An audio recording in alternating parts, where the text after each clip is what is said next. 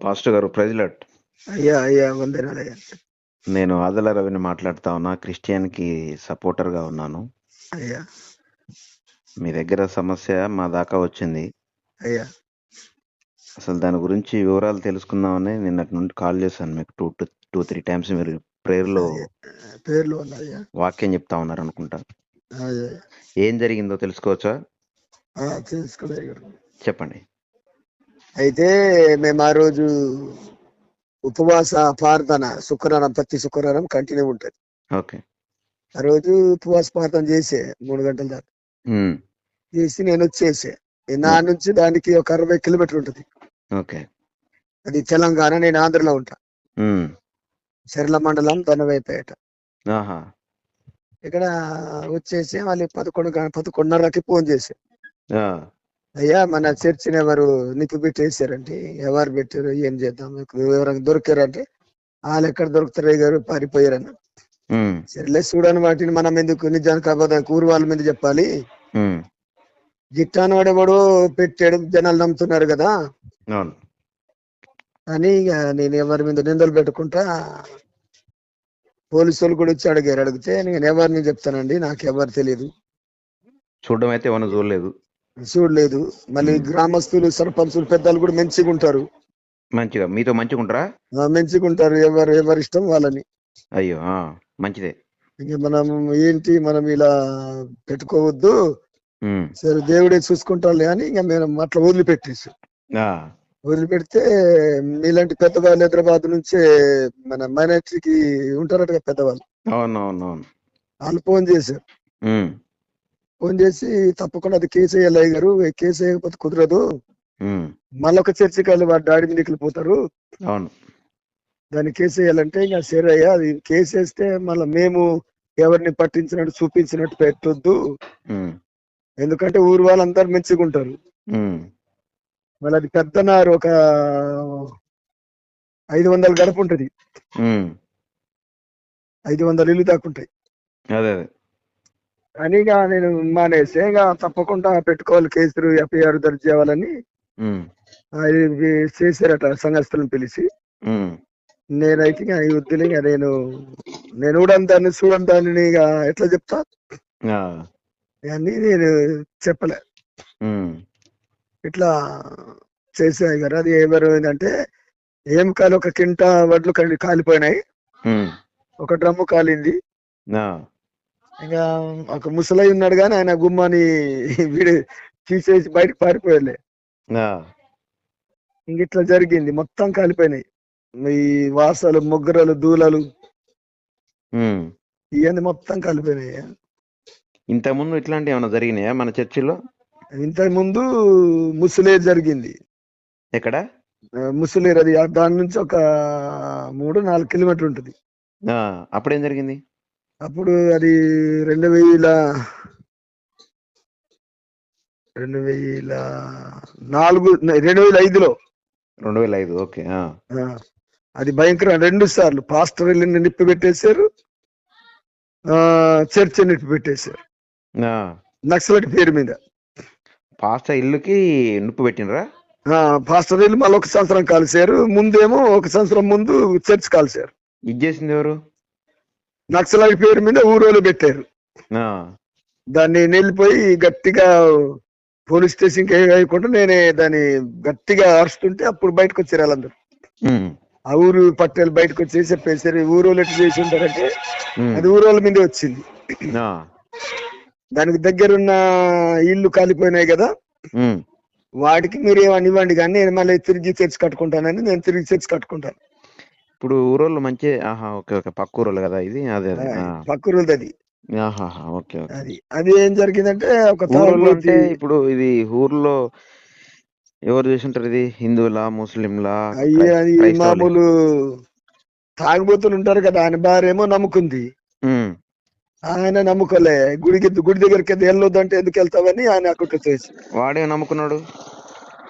వాడు నమ్మలే. వాడు హిందువా? లోకస్తుడు.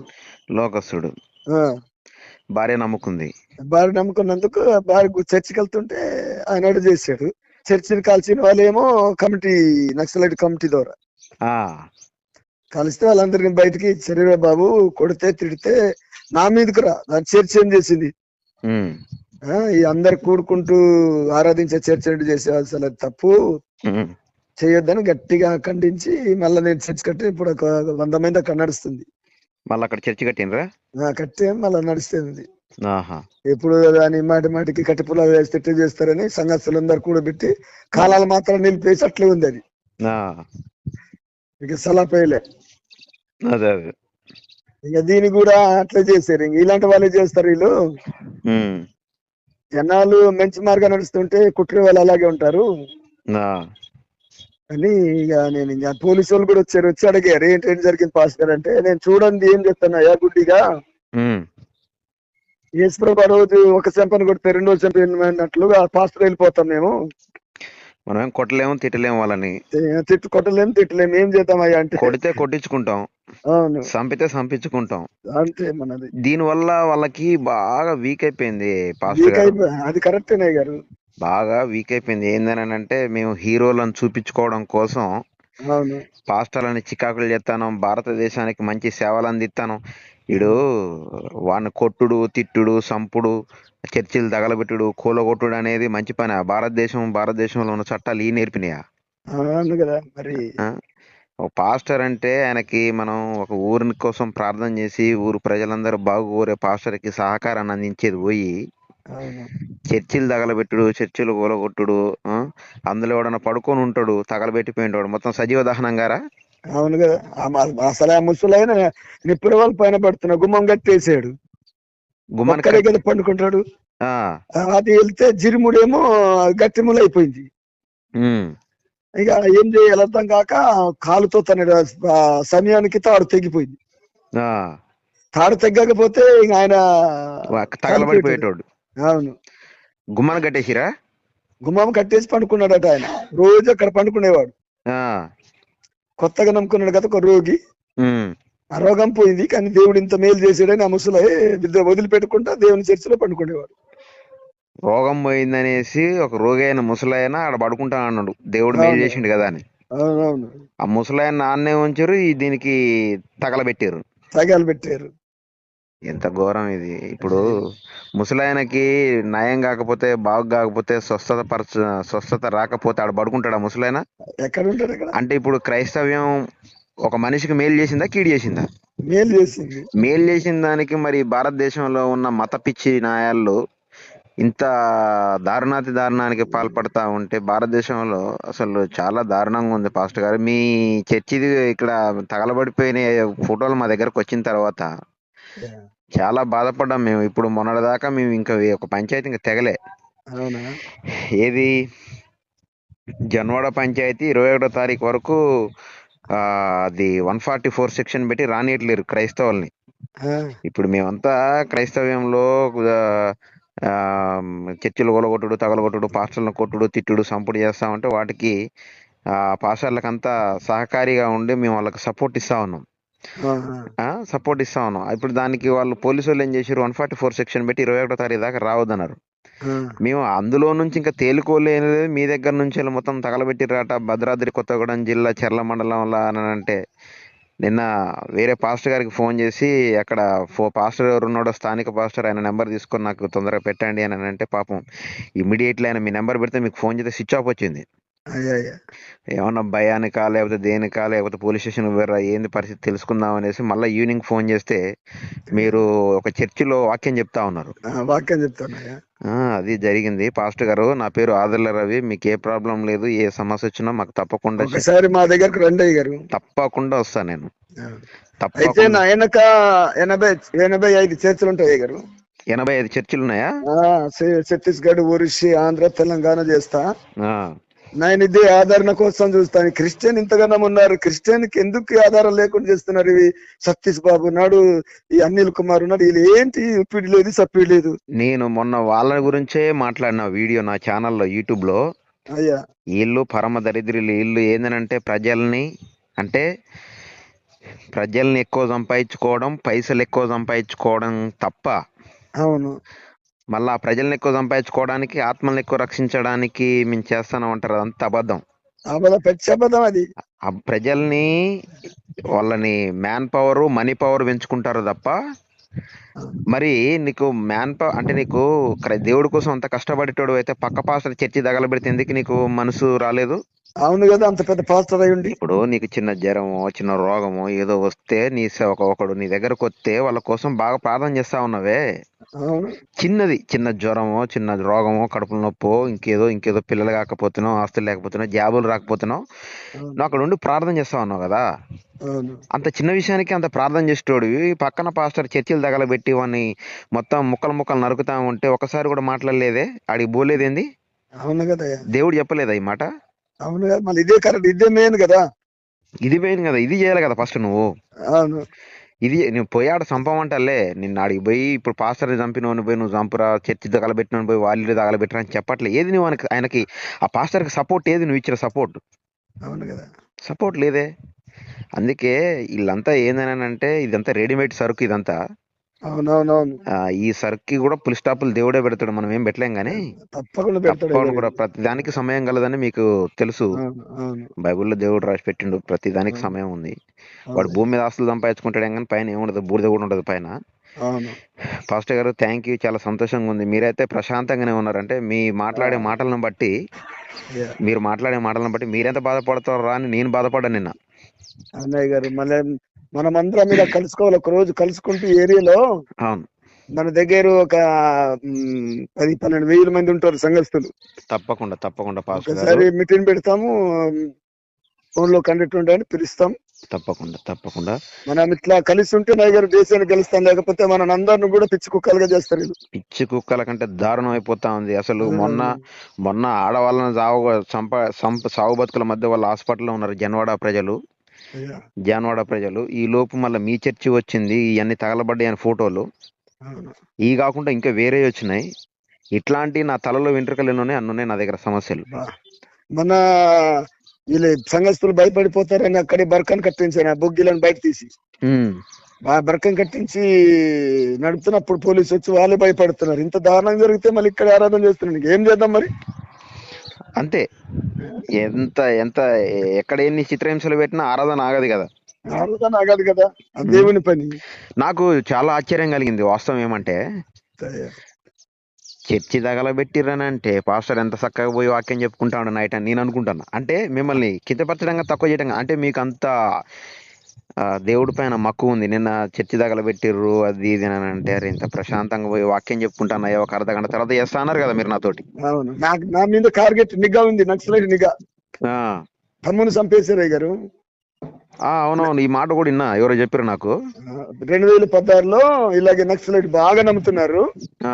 నమ్ముతుంటే నక్సలైట్ ఉద్యమం మారిపోతుంది, వాళ్ళది ఎక్కువైపోతుందని అకస్మాత్తుగా వచ్చేసి ఇక్కడ నుంచి మా లక్ష్మీపురం నుంచి ఆంధ్ర లచ్చిగూడెం అనే ప్రాంతం, సింతూరు మండలం, 2016లో జూన్ 30వ తారీఖులో ఇక అకస్మాత్తుకు 10 గంటల దాకా ఎప్పుడు కంటిన్యూ నైట్ ప్రార్థన ఉంటది, 7 నుంచి 10 దాకా.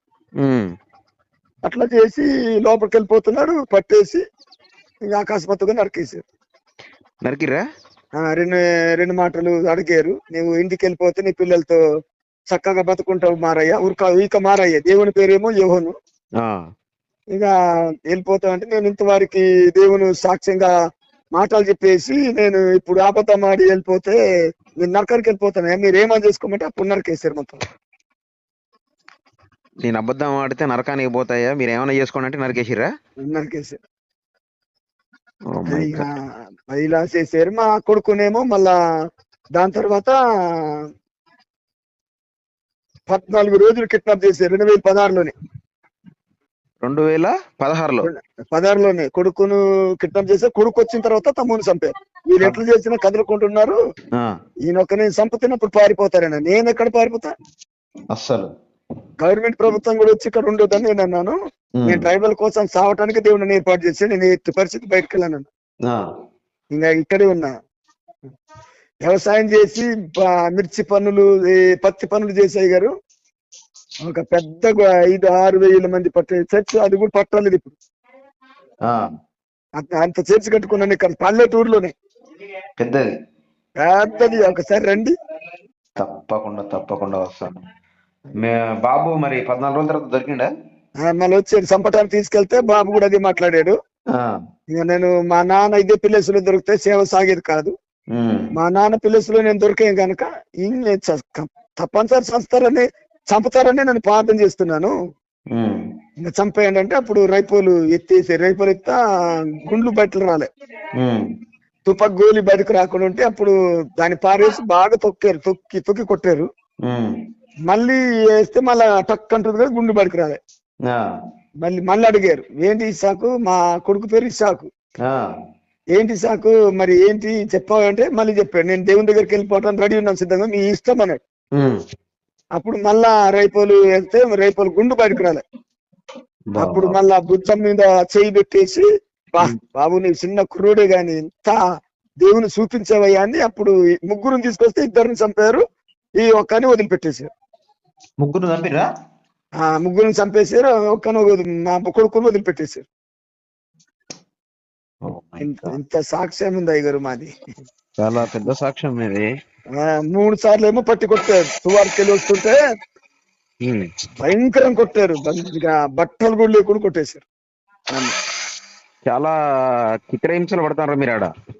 ఇంకా ఇదే చోట్ల ఉన్నా ఇదే చోట్ల సంఘం విస్తరిస్తుపోతూనే ఉంది. సంఘాన్ని ఇంకా మీరు ఇంకా ఇంకా ఇంకా ఇంకా ఇంకా బలోపేతం చేయాలి. మీలాంటి వారు ఇంకా వచ్చి ప్రోత్సహిస్తే ఇంకా వెళ్ళిపోతాం ముందు. తప్పకుండా దాని ప్రాణాలకి తెగించి చచ్చిపోయినా ఏం లేదు, హతసాక్షిగా మారిపోయినా ఏం పర్వాలేదు. అంతేనా గారు? తప్పకుండా మీకు మా సహకారం ఉంటది. తప్పకుండా ఏ సమస్య వచ్చినా ఈ నెంబర్ సేవ్ చేసుకోండి. ఆదర్ల రవి ఎప్పుడు మీకు తోడుగా ఉంటాడు, ఏసయ్య తోడుగా ఉన్నాడు. సరే మనిషిగా నేను మాత్రం నా ఎంత సహకారాన్ని అందించాలో అంతవరకు నేను మీకు చేస్తా. చాలా బాధాకరమైన విషయం, కొంచెం సంతోషంగా ఉంది. మీ స్టోరీ అంటే మాత్రం చాలా ఒక టెరిఫిక్ స్టోరీ ఉంది. మీ తమ్ముడిని నరికి చంపడం, మీ అబ్బాయిని కిడ్నాప్ చేయడం, ఇద్దరిని చంపేసి మీవోని ఇంకా బతికించడం, మళ్ళీ మీ చర్చిలు నిన్న మొన్న తగలబెట్టినా కూడా మీరు దాన్ని పక్కకు పడేసిపోయి మళ్ళీ వాక్యం చెప్తా ఉన్నారు. నేను ఫోన్ చేసిన సమయానికంటే దేవుడు మిమ్మల్ని వాడుకుంటా ఉన్నాడు మంచిగా. నీతి నిజాయితీగా నిబద్ధతగా ఇట్లాగే కొనసాగుతూ ముందుకెళ్ళిపోతే మేలు జరుగుతుంది. ఇంకా యవనస్తుల పిల్లలు 30, ఆడపిల్లలు 17, మగ పిల్లలు 15 మంది, 12 మందికి పెళ్లి చేసి ఇంకా 30 మంది ఉన్నారు. ఇక్కడే నేనే పెంచుకుంటా, వ్యవసాయం చేసుకుంటా, ఇట్లా ఏ డినామినేషన్ లేకుండా ఇండివిజువల్ గా ఇట్లా ఉన్నాం. ఇప్పుడు కరెక్ట్ గా మనది అడ్రస్ ఎక్కడ గారు? ఇది మనము అల్లూరు సీతారామ జిల్లా ఎట్టపాక మండలం, భద్రాచలంకి మనకి 24 కిలోమీటర్స్. భద్రాచలానికి 24 కిలోమీటర్లు. అవును. ఏం జిల్లా అది? అల్లూరు సీతారామ జిల్లా ఎట్టపాక మండలం. ఓకే ఓకే ఓకే ఓకే తప్పకుండా నేను వీలైనంత త్వరలో ఒకసారి మిమ్మల్ని అక్కడికి రావడానికి ప్రయత్నం చేస్తాను మా టీం తోటి. ఇప్పుడు ఈ సమస్యను ఏం చేద్దాం ఉంటారు? ఈ సమస్యనిగా ఏం చేద్దామంటామయ్య గారు, మనం ఇక చూడండి కన్నుంది, మనం ఏం చెప్పలేము. మీకైతే పలానోడు చేసుంటాడు అని ఒక చిన్న ఆలోచన ఏమైనా ఉందా? వీళ్ళైతే చేసి ఉంటారేమో, వాళ్ళైతే చేసి ఉంటారేమో, వాళ్ళు ఒకవేళ చేస్తే గిన వీళ్ళైతే చేసి ఉండొచ్చు అనేది ఏమైనా ఉందా? లేదయ్య గారు, ఏం లేదు. ఆర్ఎస్ఎస్ వాళ్ళు, బీజేపీ వాళ్ళు వీళ్ళు ఏమైనా ఉందని అక్కడ? ఉంది కానీ అంతగానం లేదు, పెద్దగా లేదు. ప్రార్థన చేసుకుంటే ఎవడన్నా వచ్చి డిస్టర్బ్ చేసి ఆఫ్ చేసుళ్ళు అలా ఆఫ్ చేస్తే నేను ఎత్తేనిస్తా. మీ పని మీరు చేసుకొని మా పని మనం చేసుకుంటాం. మీ పనికి మేము అడ్డం రాలే, మా పనికి మీరు ఎందుకు అడ్డం వస్తున్నారు? ఇది పద్ధతి కాదు. మేము రెచ్చిపోతే మాత్రం మీరు ఆగారు. అది మీరు తాకి తందనాలు దొరుకుతున్నారు, కానీ నేను రెచ్చగొడితే మాత్రం చూడండి అంటే మన సంఘం పెద్దగా ఉంది కదా, భయపడి వెళ్ళిపోతారు. చాలా సార్లు ఎదిరిస్తుంటా. నేను కూడా మనిషిని రా బాబు, నేను ఎందుకంటే దేవుడి ఇచ్చిన జ్ఞానాన్ని బట్టి తగ్గించుతున్నాను. నేను తగ్గిస్తేనే పిచ్చోళ్ళకి చూస్తున్నారు ఏంటి నన్ను? నాకు కూడా భారతీయులను, నాకు కూడా భారత హక్కు ఉంది, చట్టం ఉంది.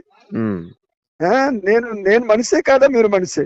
మనుషులు కలిసి ఉండాలి గాని ఏంటి ఇట్లా చేయటం అంటే అప్పుడు కొద్దిగా భయపడుతున్నారు.